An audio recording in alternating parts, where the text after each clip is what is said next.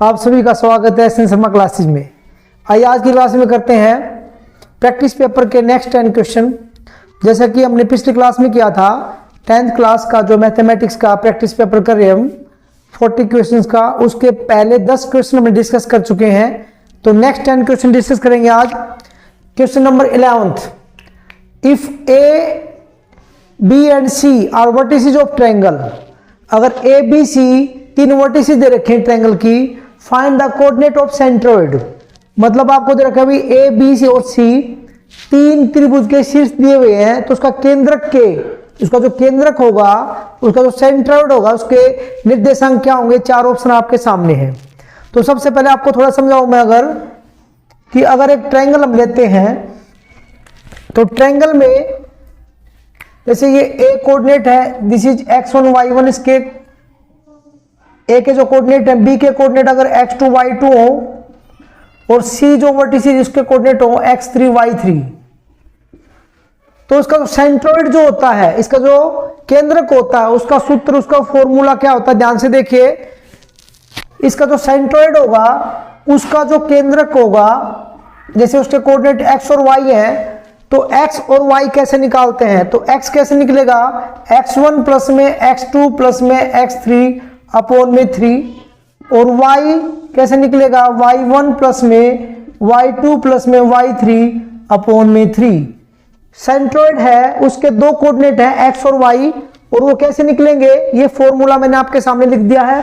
तो इस प्रकार से हम क्या कर सकते हैं, वर्टिसेस आपको गिवन है, तीन वर्टिसेस के कोऑर्डिनेट आपको गिवन है, तो आप ये फॉर्मूला अप्लाई करके डायरेक्ट क्या निकाल सकते हैं, सेंट्रोइड के कोऑर्डिनेट निकाल सकते हैं। अब देखिए, अगर ए के कोऑर्डिनेट मैं यहां रखता हूं, दिस इज x1, इसको समझने के लिए लिख लेते हैं, दिस इज x1, ये y1, ये x2, ये y2, ये x3 और ये y3।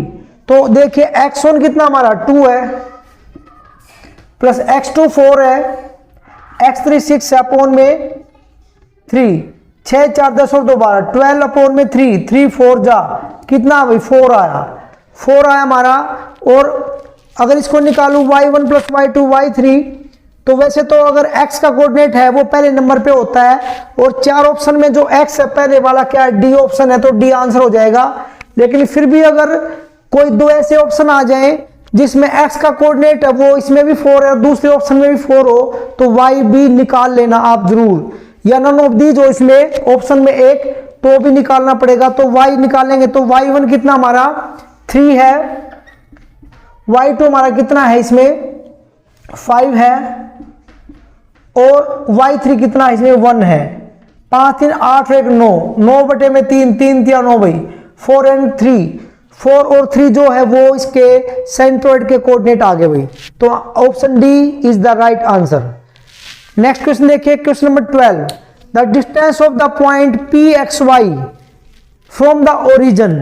मतलब एक बिंदु दे रखे आपको, बिंदु क्या है pxy, उसके मूल बिंदु से दूरी क्या होगी। ऑप्शन आपके सामने x plus y, x square plus y square y and x square plus y square under the root. तो कैसे करेंगे आप ध्यान से देखिए। वैसे डायरेक्ट आंसर लगा सकते हैं, लेकिन फिर भी एक बार कॉन्सेप्ट समझ लीजिए। आपको पता है ओरिजिन अगर हमने लिया तो ओरिजिन के कोऑर्डिनेट्स होते हैं 0 0, आपको पता है, और दूसरा पॉइंट हमारा P है, उसके कोऑर्डिनेट्स हैं x और y। अगर हम इस पे डिस्टेंस फॉर्मूला लगाएं, दूरी सूत्र लगाएंगे, तो दूरी सूत्र से हम क्या करते हैं, x2 माइनस में x1 का होल स्क्वायर, ये करते हैं वही, और फिर क्या करते हैं y2 माइनस में y1 का whole square, this is distance formula, x2 minus x1 का होल स्क्वायर प्लस में y2 माइनस y1 का होल स्क्वायर। अगर यहाँ पर ये x1 y1 है, ये क्या x2 y2 है, अगर हम इसको क्या मान लें भाई x1 y1, और ये हमारा क्या हो जाएगा x2 y2 हो जाएगा। अगर तो x2 की वैल्यू यहाँ पर कितनी है, अगर x2 की वैल्यू को ध्यान से देखें, x2 की वैल्यू यहाँ पर x है, y2 की वैल्यू y है, और x1 y1 कितना है हमारा 0 है। तो अगर यहाँ पर मैं x रखूं और यहाँ 0 रखूं, तो 0 किसी में से माइनस करे कोई फर्क नहीं पड़ता। तो ये कितना रहेगा भाई, देखना ध्यान से, एक बार थोड़ा रख ही देता हूं मैं, y माइनस में 0, तो आप ध्यान से देखेंगे x माइनस 0 x ही रहेगा, तो क्या आएगा, तो आएगा x स्क्वायर प्लस में y स्क्वायर और ये अंडर द रूट। तो हमारा जो डी ऑप्शन जो है आंसर हो जाएगा। डी ऑप्शन आंसर हो जाएगा। तो इसका मतलब अगर कोई भी पॉइंट हमारे पास है जिसके कोऑर्डिनेट एक्स वाई है, अगर उसकी ओरिजिन से डिस्टेंस निकालनी है तो जो पॉइंट आपको दे रखे हैं दो, उनका स्क्वायर करके सम कर दीजिए तो आपका आंसर आ जाएगा। उनका स्क्वायर करके उनका सम कर दीजिए, जैसे एक्स का स्क्वायर प्लस में वाई का स्क्वायर अंडर द रूट कर देंगे, आंसर आ जाएगा। डी ऑप्शन इसका राइट आंसर होगा। देखिए next question, question number 13। In figure O is the centre of circle. एक चित्र आपके सामने, फिगर आपके सामने है, इसमें ओ सर्कल का एक सेंटर है। तो the area of sector O A P B, sector है यहाँ पर O A P B, this is a sector. इसका जो एरिया है is 5/18 of area of circle. Sector का जो एरिया है 5/18 ऑफ एरिया ऑफ सर्कल के इक्वल है। Then find the value of x. तो यहां पर जो एंगल दे रखा है एक्स, हमारा एक्स की वैल्यू आपको फाइंड करनी है। एक चित्र आपको दिख गई ना भाई, इसमें ओ वृत्त का केंद्र है, त्रिज्यखंड जो है ओ ए पी बी है, उसका क्षेत्रफल वृत्त के क्षेत्रफल का 5/18 गुना है। तो बताइए कि जो एक्स का मान क्या होगा। 4 ऑप्शन आपके सामने है, आइए देखते हैं कैसे करेंगे। आप ध्यान से देखिए, ये सेक्टर है भाई, ये आपका एक सेक्टर त्रिज्यखंड है। त्रिज्यखंड का जो क्षेत्रफल है वो क्या होता है, देखिए क्या होगा, पाई आर स्क्वायर थीटा अपोन में 360। This is area of sector. इसको आप ऐसे लिख देते हैं, थीटा अपोन में 360 इंटू में पाई आर स्क्वायर। बात एक ही भाई, पाई आर स्क्वायर की मल्टीप्लाई करी पाई आर स्क्वायर थीटा, आप डायरेक्ट ऐसे भी लिख सकते हैं, कोई दिक्कत नहीं है। इज इक्वल टू 5/18 ऑफ 5/18 गुना किसका, area of circle. Area of circle क्या होता है भाई, पाई आर स्क्वायर। ये एरिया ऑफ सेक्टर है, ये त्रिज्यखंड का क्षेत्रफल है, ये वृत्त का क्षेत्रफल है। त्रिज्यखंड का क्षेत्रफल वृत्त के क्षेत्रफल का 5/18 गुना है। इसका मतलब समझे भाई आप, area of sector is 5/18 of area of circle. Then find the value of x. अब ध्यान से देखिए, इसमें जो हमने थीटा लिखा है, थीटा क्या है, सेक्टर का जो एंगल होता है वो थीटा होता है भाई, और यहां थीटा की वैल्यू क्या है, एक्स। इसका मतलब ये हुआ कि यहां पर जो हमारा थीटा है उसकी जगह हम क्या पुट कर सकते हैं, एक्स पुट कर सकते हैं। अब देखिए इक्वल है, पाई से पाई कैंसिल हो जाएगा, आर स्क्वायर से आर स्क्वायर कैंसिल हो जाएगा। वैल्यू किसकी निकालनी है, यहां पर एक्स अपोन में 365/18, एक्स की वैल्यू निकालनी है, 360 को भेज दिए क्रॉस मल्टीप्लाई में, तो x is equal to 5/18 into में 360, 18 एकम 18, 18 दूनी 36, ये जीरो है भाई, 20 पंजे 100, 25 जा 100 डिग्री है एंगल आ जाएगा भाई। ऑप्शन सी देखिए 100 डिग्री है, ये राइट आंसर होगा। Option C is the right answer. Next question देखिए जल्दी से, which of the following can not be probability of an event. किसी भी कार्य की किसी भी कौन सी निम्नलिखित में से कौन सी प्रायिकता नहीं हो सकती, कौन सी प्रोबेबिलिटी नहीं हो सकती। 4 ऑप्शन आपके सामने, 0.7, 2/3, -1.5, 15%। तो आपको मैंने जब प्रोबेबिलिटी वाला कॉन्सेप्ट कराया था तो मैंने आपको बताया था कि प्रोबेबिलिटी, मिनिमम प्रोबेबिलिटी जो हो सकती कम से कम हो सकती है वो 0, और मैक्सिमम कितनी हो सकती है, 1 हो सकती है। तो प्रोबेबिलिटी जो होगी कम से कम 0, मैक्सिमम 1 हो सकती है, ना तो 1 से बड़ी हो सकती या इन दोनों के बीच में हो सकती है, ना तो 1 से बड़ी हो सकती प्रोबेबिलिटी, मतलब 1 से ज्यादा नहीं हो सकती प्रायिकता, ना 0 से कम हो सकती। 0 से कम का मतलब नेगेटिव नंबर, मतलब माइनस के नंबर नहीं हो सकती, घटा का कोई भी नंबर नहीं हो सकता, प्रोबेबिलिटी नहीं हो सकती भाई माइनस की। तो इसका मतलब देखिए, आपको देखते ही पता लग जाएगा कि ये प्रोबेबिलिटी देखो, ये 1 से छोटी ये हो सकती है, 2/3 ये नंबर भी हो सकता है। मैंने आपको पता क्या नहीं हो सकता, माइनस का नंबर। और किसी पे अगर ध्यान दे, अगर आप सी ऑप्शन पे ध्यान दे तो सी के साथ जो 1.5 के साथ नेगेटिव माइनस का साइन लगा है, तो इसका मतलब माइनस की प्रोबेबिलिटी कभी नहीं हो सकती, सी नहीं हो सकती। अब कई बच्चों को ये डाउट रहता है कि 15 जो है वो 1 से बड़ा है, तो 15 कैसे हो सकता है, ये 15% है, ये 15 नहीं है, दिस इज 15%। अगर 15% को आप सोल्व करेंगे तो 15 अपॉन में क्या लिखेंगे, 100। परसेंटेज हटाने के लिए, प्रतिशत हटाने के लिए 100 लगाते हैं नीचे, आपको पता है। और इसे काटेंगे तो 5 3 जा 5 2 जा 3/20, तो 3/20 का मतलब ये वैल्यू, ये अगर इसको डिवाइड करेंगे तो 1 से छोटी वैल्यू है। ऐसे ही 2 को डिवाइड करेंगे तो 1 से छोटी वैल्यू है। प्रोबेबिलिटी जो है वो कभी भी माइनस की नहीं हो सकती, इसलिए ऑप्शन सी इसका राइट आंसर होगा। आइए देखते हैं नेक्स्ट क्वेश्चन।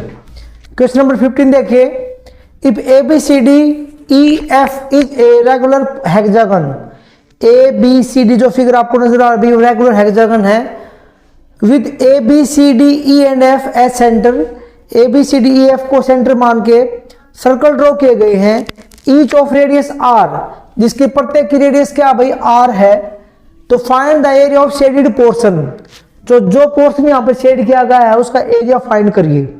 हिंदी वाले समझे एक बार, ABCD जो है वो क्या है, एक षटकोण दे रखा है भाई। हेक्सागन को क्या बोलते हैं भाई, हेक्सागन को बोलते हैं षटकोण। षटकोण जिसमें 6 कोण होते हैं, 6 भुजाएं होती हैं, बराबर 6 भुजाएं हैं और 6 कोण है इसमें, ABCDEF 6 कोण है। ABCDEF को केंद्र मानकर यहां पर R त्रिज्या क्या रखी हुई इसकी R के वृत्त खींचे गए हैं। तो जो छायांकित भाग किया गया, छायांकित भाग उसका क्षेत्रफल निकालिए। 4 ऑप्शन आपके सामने हैं, तो देखिए कैसे करेंगे। अगर डिस्क्रिप्टिव में क्वेश्चन करते तो थोड़ा सा लॉन्ग मेथड लगाना पड़ता, हमें वैल्यू भी दे देते इसमें, वैसे ही पूछ लेते हैं। लेकिन अब हम MCQ पे काम कर रहे हैं तो इसको थोड़ा शॉर्ट ट्रिक से ही करेंगे। आप देखिए जो नजर आ रहे हैं आपको, ये 1 2 3 4 5 6 ये क्या है, ये सभी हमारे सेक्टर हैं। ये क्या है, त्रिज्यखंड है हमारे, क्या है त्रिज्यखंड। तो कैसे करेंगे ध्यान से देखिए। एरिया ऑफ सेक्टर क्या होता है, pi r square theta upon में 360, पाई आर स्क्वायर थीटा अपॉन 360। अगर मैं इस सेक्टर का निकालूं, इसका सब कह रहे निकाल के प्लस करूं तो मेरा आंसर आ जाए, या फिर एक सेक्टर का निकाल के मैं 6 से मल्टीप्लाई करूं तो भी मेरा आंसर आ जाएगा। फिर मुझे एक सेक्टर का एंगल नहीं पता, मुझे उसका एंगल पता होना जरूरी है। तो यहाँ पर कई सारे मेथड है इसको सोल्व करने के। एक मेथड जो सबसे इजी हम लगा सकते हैं कि यहाँ पर जब भी कोई ऐसा क्वेश्चन आए कि रेगुलर आपको हेक्सागन, रेगुलर पेंटागन 5 साइड वाला फिगर दे रखा है, आपको कोई रेक्टेंगल दे रखा है, कोई भी ऐसा ट्रायंगल दे रखा है, तो आप सभी पे अप्लाई कर सकते हैं। सीधा ये शॉर्ट ट्रिक अप्लाई कर सकते हैं कि आप ये देख लीजिए, जो भी थीटा होगा उस थीटा की जगह बस आपको क्या करना है, जितने भी ये सारे एंगल हैं इसके, जो हेक्सागन है, हेक्सागन के सभी एंगल का सम क्या होता है वो पुट कर दे, सीधा आपका आंसर आ जाएगा।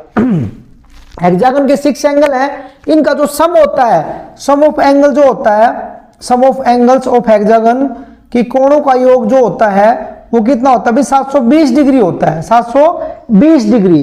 तो आप यहां पर क्या करेंगे, जो थीटा आपको गिवन है उसमें पाई आर स्क्वायर, थीटा की जगह 720 रख दीजिए भाई, जो सभी कोणों का योग, सभी एंगल का सम, अपॉन में 360 काट दीजिए इसको। 36 एकम 36, 36 दूनी 72, 36 1 जा 36 2 जा भाई, ये 2 और ये क्या है pi r square, 2 into pi r square. तो आंसर क्या होगा हमारा 2 पाई आर स्क्वायर आंसर हो जाएगा। अभी किसी को अगर ये ध्यान नहीं हो, ये अगर आप भूल जाए कि हेक्सागन के, ये आपको ध्यान ना उस टाइम पे, तो आप निकाल भी सकते हैं। इसको निकालने का फॉर्मूला मैंने आपको बताया था कि अगर किसी भी फिगर की जो कितनी 4 साइड, 3 साइड, 2 साइड का कोई फिगर दे रखा, sorry 3 side 4 side, pentagon hexagon कोई भी दे रखा है आपको, हेप्टागन कोई भी दे रखा है, उसके एंगल का सम निकालना है। तो कैसे निकालेंगे, n-2 इंटू 180 डिग्री, इससे सम ऑफ एंगल निकाल सकते हैं। n का मतलब यहाँ पे है number of side, number of side, इसकी कितनी भुजाएं हैं, इसकी कितनी भुजाएं, इसमें 6। अगर इसका हम निकालते 6 माइनस 2 इंटू में 180 करते, कितना बचता भाई 4 इंटू में 180, 18 चौक 72, 720 डिग्री आता। अगर ऐसे ही आपको ट्रायंगल का निकालना हो, ट्रायंगल के तो पता है आपको 180 है वैसे भी। अगर पेंटागन का निकालें भाई, पेंटागन जिसकी 5 साइड हो, पेंटागन की अगर निकालें जिसकी पंचभुज, जिसको क्या बोलते हैं आप, पंचभुज, जिसकी 5 भुजाएं हो, अगर उसके एंगल का सम निकालना हो तो आप यहां पर लिख लीजिए n की जगह 5 माइनस 2 इंटू में 180 डिग्री, कितना बचा भाई 3 इंटू में 180 करेंगे 18 3 54, 540 होता भाई। तो 540 हम लिख देते अगर ये पेंटागन होता तो। अगर ऐसे किसी फिगर का हम निकाल सकते हैं एरिया ऑफ शेडेड रीजन। अब ये ऐसे भी आ सकता है, और इसमें रेडियस की कोई वैल्यू देके, रेडियस की कोई वैल्यू देके भी हमसे एग्जैक्ट न्यूमेरिकल वैल्यू भी ऑप्शन में डाल सकता है कि क्या होगा। तो अगर रेडियस का हमें यहाँ पता होता कि each of radius 2 centimetre 3 centimetre जो भी आपको गिवन होता, तो आर की वैल्यू यहाँ डाल देते और पाई की वैल्यू हम यहाँ डाल देते, तो न्यूमेरिकल जो एग्जैक्ट वैल्यू भी हम इसकी निकाल सकते हैं। जैसे भी आएगा आप इसको सोल्व कर सकते हैं, ट्रिक ये रहेगी। नेक्स्ट क्वेश्चन देखिए, all equal triangles are, blank. Blank में फिल करना आपको क्या कि सभी समबाहु त्रिभुजें होती हैं, क्या होती है देखिए, कॉन्ग्रुएंट मतलब सर्वांग सम, सिमिलर समरूप, बोथ ए एंड बी मतलब सर्वांग सम और समरूप दोनों होती है, या नन ऑफ दीज। तो ध्यान से देखिए इसमें आपका आंसर होगा सिमिलर। जितने भी आपकी जो ट्रायंगल्स होती है वो क्या होती हैं, सिमिलर होती है। कौन सी वाली, इक्विलेटरल। इक्विलेटरल वो ट्रायंगल होते हैं जिनकी सभी भुजाएं समान होती हैं, जिनकी सभी भुजाएं क्या होती है, समान होती हैं। तो अगर हम ये बात समझे, अगर दो त्रिभुज हम ले ले जैसे ए बी सी और दूसरी ट्रायंगल ले ले हम पी क्यू आर, दोनों इक्विलेटर हैं, इसकी तीनों भुजाएं समान है, इसकी तीनों भुजाएं आपस में समान है भाई, तो हम क्या करेंगे, इनकी कोरस्पोंडिंग साइड का रेशियो निकालेंगे, ए बी अपॉन में P Q, B C upon में Q R, A C upon में पी आर, तो तीनों साइड का रेशियो इक्वल आएगा। पहली बात ये। दूसरी बात, अगर ये समबाहु त्रिभुज है तो हर एक एंगल क्या 60 डिग्री का है, 60 60 60, इसके हर एक एंगल 60 का। साइड कितनी भी छोटी कितनी बड़ी हो, अगर ट्रायंगल आपकी इक्विलेटरल है, अगर आपकी समबाहु त्रिभुज है, कितनी भी बड़ी भुजा कितनी भी छोटी भुजा मान लीजिए, अगर समबाहु त्रिभुज है तो उसके प्रत्येक कोण क्या होता है, 60 डिग्री का होता है। और हमने सिमिलरिटी वाले चैप्टर में पढ़ा था कि अगर दो ट्रायंगल कोई भी है, उनके कोई भी दो एंगल इक्वल आ जाए, दो एंगल कोई भी इक्वल हो तो ट्रायंगल क्या हो जाते हैं, सिमिलर हो जाती हैं। तो क्योंकि दो एंगल इक्वल होंगे तो तीसरा तो ऑटोमेटिकली इक्वल हो जाता है भाई। तो इसका मतलब ये सिमिलर होते हैं, ऑलवेज सिमिलर। आइए देखते हैं नेक्स्ट क्वेश्चन।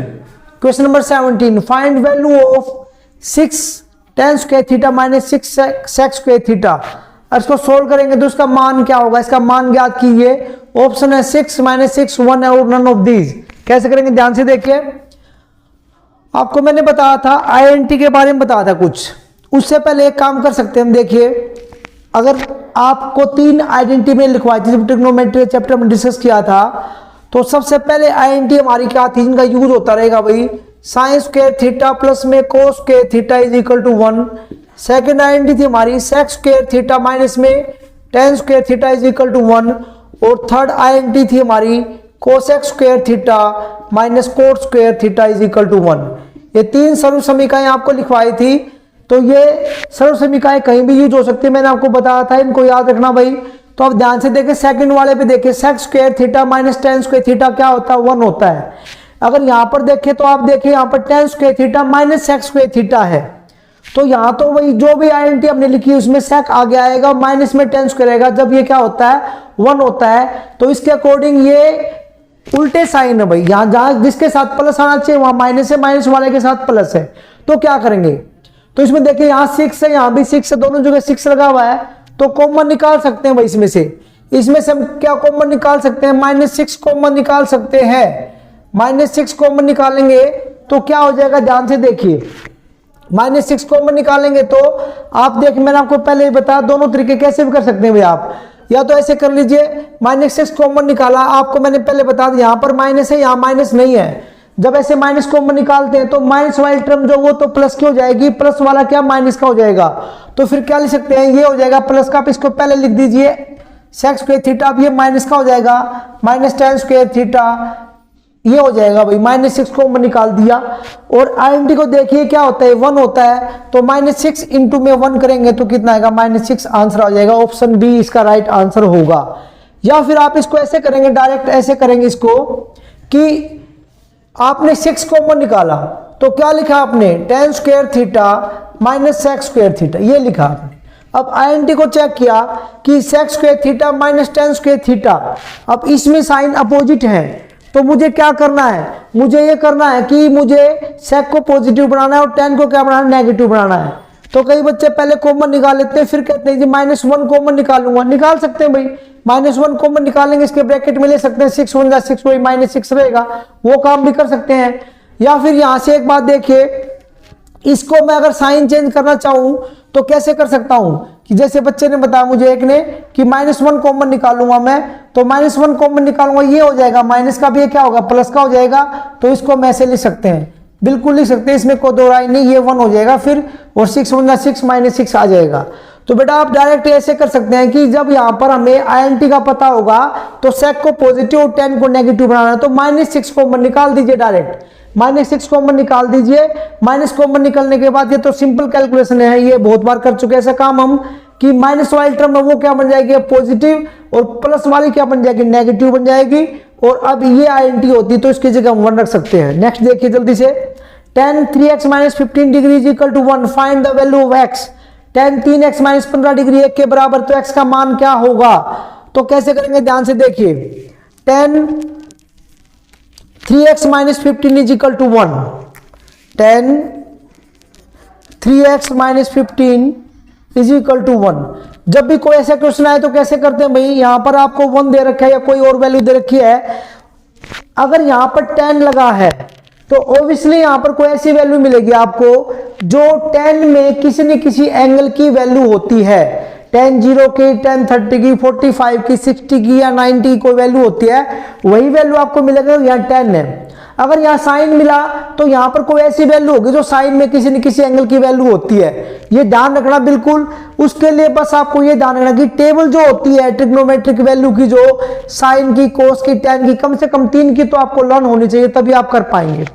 तो अगर यहाँ पर tan है तो मैं देखूंगा कि ये एज इट इज रख लेते हैं कि tan में 1 वैल्यू किसकी होती है, तो आपको ये याद होना चाहिए कि tan में 1 वैल्यू tan 45 की होती है भाई, tan 45 डिग्री की वैल्यू 1 होती है। तो जब tan 45 की जगह 1 रख सकते हैं तो 1 की जगह हम tan 45 रख सकते हैं, क्योंकि यहाँ भी tan है, tan से tan कैंसिल होगा भाई, कितना बचेगा यहाँ पर, ये बचेगा 3x और minus 15 is equal to 45। Value किसकी निकालनी है, x की, 15 को उधर भेज दीजिए भाई, कितना हो जाएगा, तो देखिए यहाँ पर लिख देते हैं 3x इज इक्वल टू कितना हो 60, 45 में 15 ऐड कर दे भाई उधर दे जाके, और x निकालें कितना आएगा भाई 60 अपॉन में 3, 3 1 जा 3 2 जा, तो x इज इक्वल टू कितना अभी 20। तो चेक करिए ऑप्शन सी इसका राइट आंसर होगा 20 डिग्री। बस इसके लिए आपको जो टेबल है उसकी, उसमें जो वैल्यूज है साइन कोस tan, कम से कम 3 की वैल्यू याद होंगी तो बाकी 3 की रेसिप्रोकल करके आप निकाल सकते हैं, जैसे कि मैंने आपको ट्रिग्नोमेट्री का चैप्टर समझाया तो आपको बताया था, तो इनको याद रखेंगे आप। आइए देखते हैं नेक्स्ट क्वेश्चन, क्वेश्चन नंबर 19, यदि if fx is equal to 2x square plus x plus 3, then what is value of 1 by alpha plus 1 by beta। 1 by alpha और 1 by beta की वैल्यू निकालनी भाई, चार ऑप्शन आपके सामने, कैसे करेंगे ध्यान से देखिए। आपको पता है अल्फा और बीटा इसकी जीरोज होती है, इसके शून्य होते हैं, तो हम फैक्टर करके निकाल देते हैं, x की 2 वैल्यू, एक अल्फा एक दूसरी बीटा निकलती है। तो आप ऐसे भी निकाल लेते हैं कि इसके फैक्टर करेंगे, x की वैल्यू निकाल लेंगे 2 और फिर यहाँ पर रखेंगे अल्फा और बीटा की वैल्यू आ जाएगी, लेकिन ऐसे नहीं करेंगे हम, और कोई टेक्निक भी क्या हमारे पास बिल्कुल है, उसका यूज करेंगे। कैसे देखिए, हमें वैल्यू किसका निकालनी है भाई, 1 बाई अल्फा 1 बाई बीटा की वैल्यू निकालनी है। तो एलसीएम क्या आएगा, अल्फा इंटू बीटा, एलसीएम आएगा अल्फा इंटू बीटा। इसको सोल्व करेंगे, इसको डिवाइड करें अल्फा से, अल्फा कैंसिल, बीटा की 1 से मल्टीप्लाई करेंगे बीटा आएगा, प्लस में बीटा से कैंसिल करेंगे इसको बीटा, तो यह अल्फा आएगा भाई। देखिए कैसा है कि 1 by alpha plus 1 by beta को हम क्या लिख सकते हैं, बीटा प्लस में अल्फा अपॉन में, देखो यहां लिख दीजिए, चलो यहां लिख दीजिए, देखिए इन दोनों का एलसीएम यहां ले लीजिए, अल्फा और बीटा कैंसिल करेंगे, डिवाइड करेंगे इसको, अल्फा से अल्फा कैंसिल, तो कितना आएगा भाई, बीटा आएगा यहां पर, यहां आएगा अल्फा। तो 1 by alpha plus 1 by beta को हम लिख सकते हैं बीटा प्लस अल्फा या अल्फा प्लस बीटा, एक ही बात है, अपॉन में अल्फा इंटू बीटा। ये क्या होता है, सम ऑफ जीरोज, शून्यकों का योग। ये क्या होता है, प्रोडक्ट ऑफ जीरो, शून्यकों का गुणनफल। इसका मतलब अगर हम यहां पर सम ऑफ जीरोज रख दें, यहां पर प्रोडक्ट ऑफ जीरो, तो इसको डिवाइड कर दे तो हमारा जो वैल्यू है 1 बाई अल्फा और 1 बाई बीटा की वैल्यू प्लस में 1 बाई बीटा की वैल्यू आ जाएगी। तो इसके लिए हमें अल्फा प्लस बीटा का पता, भाई अल्फा प्लस बीटा कैसे निकालते हैं, आपको पता है माइनस बी अपॉन ए, माइनस फॉर्मूले में b क्या है, x का जो कोफिशिएंट होता है b होता है, x के साथ कोई नंबर नहीं तो 1 होता है भाई, और x स्क्वायर का कोफिशिएंट है वो a होता है।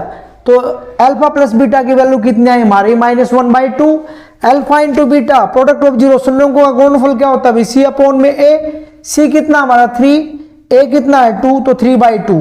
ये वैल्यू आप वहां रख दीजिए। देखिए अल्फा प्लस बीटा हमारा कितना है -1/2, अल्फा इंटू बीटा क्या है 3/2। तो देखिए दोनों के डिवाइड में 2 है, 2 से 2 कैंसिल हो जाएगा, कितना बचेगा भाई -1/3, -1/3 आंसर होगा हमारा। तो ऑप्शन देखिए, ऑप्शन बी राइट आंसर होगा, -1/3। Next question, HCF of x raised to power 4, y raised to power 5 and x raised to power 8, y raised to power 3, दोनों का HCF निकालना भाई। मैथ्स वहां पर तक ऐसा क्वेश्चन हमने किया था, वो नंबर में था, ये अल्फाबेट की फॉर्म में दे रखा है। टेक्निक वही रहेगी भाई। इसमें मैंने आपको बताया जब भी एसएफ निकालें, दो नंबर दोनों कंपेयर करने भाई, कि दोनों में एक्स और वाई आया है। एक्स और वाई की मैंने कहा था कि जब भी कोई भी दो नंबर दे रखे हो आपको और एचएफ निकालेंगे तो उनकी घात पे देखते हैं, पावर पे देखते हैं भाई, छोटी पावर को लेना होता है। एक्स को एक्स से कंपेयर करें, एक्स की पावर 4, एक्स की 8, दोनों में छोटी पावर एक्स की 4 है तो एक्स की 4 आएगा भाई। वाई की पावर कंपेयर करो, वाई की 5, वाई की 3, छोटी पावर क्या है 3 है तो वाई की 3, तो एक्स की 3, x raise to power 4, y raise to power 3। देखिए ऑप्शन सी राइट आंसर होगा भाई, तो छोटी पावर से लेते हैं। और मैंने आपको बताया था उस क्वेश्चन में भी आपको कि अगर एलसीएम निकालना हो तो सबसे बड़ी पावर वो लेंगे, बड़ी पावर इसमें एक्स की 8 होती है, वाई की 5, एक्स की 8 वाई की 5 इसमें फिर आंसर होता, जो कि इस ऑप्शन में नहीं होता तो फिर नन ऑफ दीज हम लगा देते। तो आज डिस्कस किया हमने नेक्स्ट 10 क्वेश्चन, तो 20 क्वेश्चन डिस्कस कर चुके हैं हम। नेक्स्ट क्लास में लेकर आएंगे नेक्स्ट 10 क्वेश्चन, इंपोर्टेंट 10 क्वेश्चन आपके जो एग्जाम के पॉइंट ऑफ व्यू से बहुत इंपोर्टेंट होने वाले हैं। तो उम्मीद करता हूं ये क्वेश्चन आपको अच्छे समझ में आए होंगे और आपके एग्जाम के लिए बहुत यूजफुल होंगे। अगर आपको वीडियो पसंद आए तो इसे ज़्यादा शेयर कर दीजिए, लाइक कर दीजिए। अभी तक चैनल को सब्सक्राइब नहीं किया तो चैनल को सब्सक्राइब कर लीजिए ताकि आने वाली वीडियोज़ की अपडेट आपको मिलती रहे। आज की क्लास में इतना काफ़ी है, मिलते हैं नेक्स्ट क्लास में।